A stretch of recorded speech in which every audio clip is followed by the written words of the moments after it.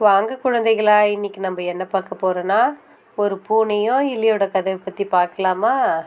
ஒரு ஊரில் ஒரு பாழடைஞ்ச வீட்டில், அந்த வீட்டில் யாரும் தங்க மாட்டாங்களாம்.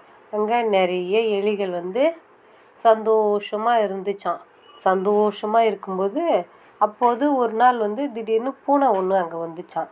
வந்ததும் அங்கே இருக்க நிறைய எலிகள்லாம் பார்த்ததும் அந்த பூனை என்ன பண்ணிச்சா, ரொம்ப மகிழ்ச்சியாக இருந்துச்சான்.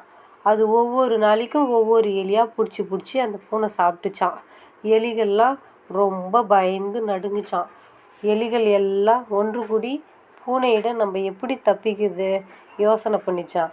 அதில் இருக்கிற ஒரு எலி சொல்லிச்சான், ஒரு மணியை பூனையின் கழுத்தில் நம்ம கட்டிட்டா அது நடந்து வரும்போது டிங் டிங் டிங் ஏன்னா சத்தம் கேட்கும், நம்மளாம் ஓடி ஒளிஞ்சிக்கலாம் அப்படின்னு சொல்லிச்சான்.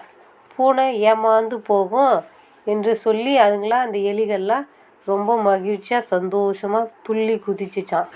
அப்போது ஒரு எலி சொல்லிச்சான், இந்த மணியை யார் பூனை கழுத்தில் கட்டுவது அப்படின்னு.